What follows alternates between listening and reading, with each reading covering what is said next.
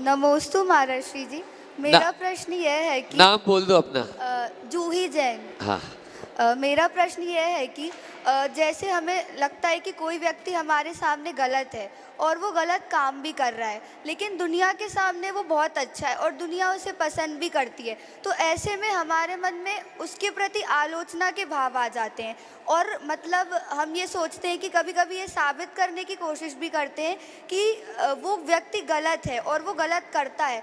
तो ऐसे में हम क्या करें? और हमें ऐसा भी लगता है कि वो हमेशा खुद ही आगे होता है और हमारे मन में आता है कि ये हमारे कर्म का उदय है, और क्या हम ऐसा सोच के हर बार टाल दें? देखिए, अगर ऐसा कोई गलत व्यक्ति है तो उसके बारे में दो बातें विचारो। पहले ये देखो कि वो व्यक्तिगत जीवन में गलत है या सार्वजनिक रूप से गलत है। अगर किसी की व्यक्तिगत बुराई है, व्यक्तिगत कमजोरी है, कोई व्यक्तिगत रूप से गलती करता है तो उसकी वो जाने। समझ लो, मान लो कोई व्यक्ति है, धर्म क्षेत्र में आगे है और वो व्यसनी हो, शराब पीता हो, और दिख रहा है कि शराब पीने वाला आदमी धर्म मंचों में आगे आ रहा है। कई लोगों को ऐसा ही हो जाता है, होता है ना। पर ये उसकी व्यक्तिगत दुर्बलता है ना, वो अपना नुकसान कर रहा है, पर अभी उससे समाज का प्रत्यक्ष रूप से तो कोई नुकसान नहीं हुआ ना। तो ये देखो कि वो व्यक्ति कैसा है। पर कोई व्यक्ति ऐसा है जो बेईमान है, धोखाधड़ी कर रहा है, धर्म और समाज का ध्वंस कर रहा है, नुकसान हो रहा है, परिवार को नुकसान पहुंचा रहा है।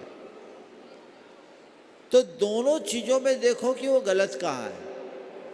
अगर व्यक्तिगत है तो उसको उसके हाल पर छोड़ दो, और सार्वजनिक रूप से समाज के हित में अगर वो बाधक है तो हमें चाहिए कि समाज के कुछ जिम्मेदार व्यक्तियों तक पहले कोशिश करो, अगर उस व्यक्ति तक खुद बात कर सको, लेकिन तुम लोग इतने छोटे क्यों कर नहीं पाओगे, तो किसी जिम्मेदार व्यक्ति के ऊपर तक बात पहुंचा दो विथ प्रूफ, और ये कहते हुए कि ऐसा करना मेरी जिम्मेदारी से मैं बता दिया, और अपने आप को न्यूट्रल कर लो, तटस्थ हो जाओ।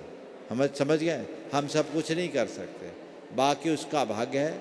और उसके बारे में जो व्यक्तिगत रूप से गलत है और फिर भी समाज और धर्म के क्षेत्र में आगे आ रहा है, तो उसके लिए सोचो, पॉजिटिव सोचो कि शायद अब वो सुधर जाए।